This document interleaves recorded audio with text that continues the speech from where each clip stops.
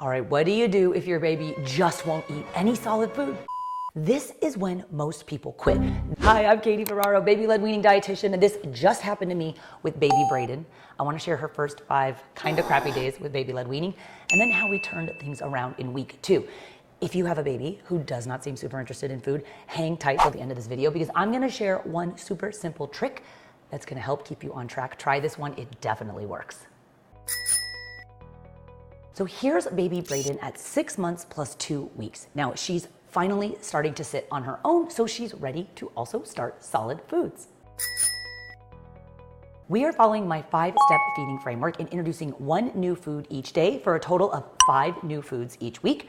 On day 1, we did melon, and she was not feeling it, you guys. I tried some strips of soft poached melon. She was not interested. I also made a melon agua fresca and tried it out of an open cup, which she was a little more into, but not really. Day 2, we're trying her first vegetable. We did bell pepper. Now I did bell pepper 2 different ways. First trying some roasted red bell pepper strips without skin because we don't do any hard or crunchy or crispy foods for babies, but she did not really care at all for this. Then I made a romesco recipe, which is kind of a red bell pepper puree, and we tried that off of a preloaded spoon. She was like a little into this. I think it was honestly just the bright color, but to be real, she was not eating that much. Day 3, this is time for Brayden's first whole grain or her starchy food. We tried the whole grain Freekeh. Now I have 20 different types of starchy foods on my 100 first foods list. Freekeh is a personal favorite of mine. So I made this whole grain porridge out of the whole grain Freekeh, which we tried to offer to Brayden from a preloaded spoon. Now, when it cools, I also do this thing where I form the porridge into logs of Freekeh that Brayden could then pick up and feed to herself. Now, this baby has severe eczema and it was flaring up. She was scratching and definitely not interested in the food.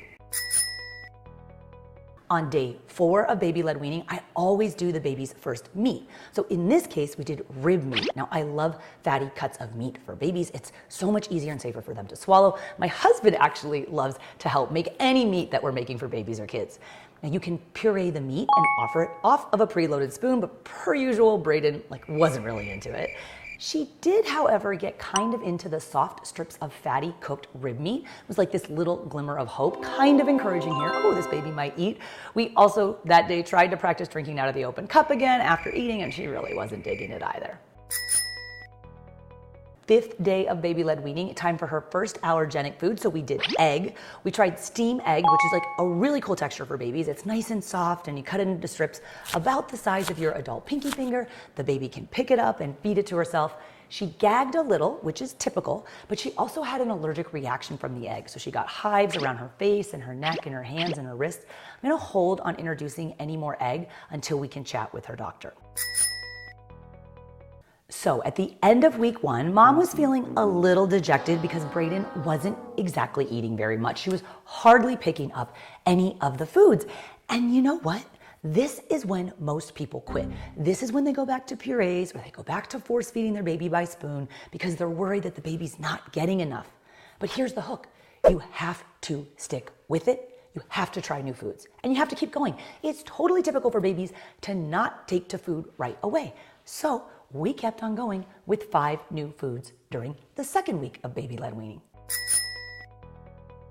Day 6, we did kiwi. All right, I'm back with week 2 of baby-led weaning. Mama, what's the new food of the day? Kiwi! Kiwi, that's right. We're gonna do some green kiwis. We're also gonna try some golden kiwi because they're nice and soft and ripe. We're gonna get little strips she can make and eat by herself. But if your kiwi's not ripe, as with any fruit, you can just poach the little strips till they get soft and feed them to her that way. Let's see how she does with kiwi. Ready, girl?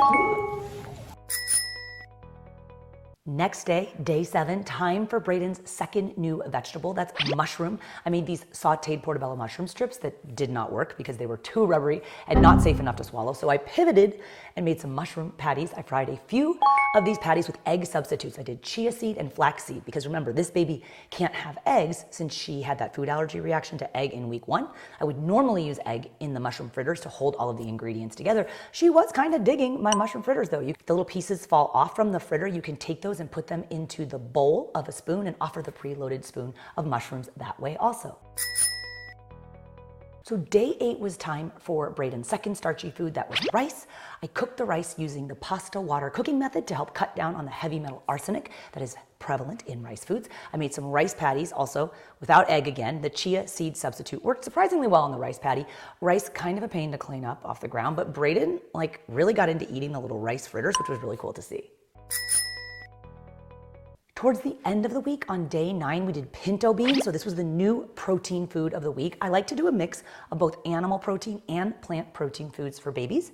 So for pinto beans, you can use no added salt canned refried beans if you can find them, but they're also pretty easy to make yourself if you want to try that. You can get the beans nice and soft and smooth and offer that to the baby off of a pre-loaded spoon.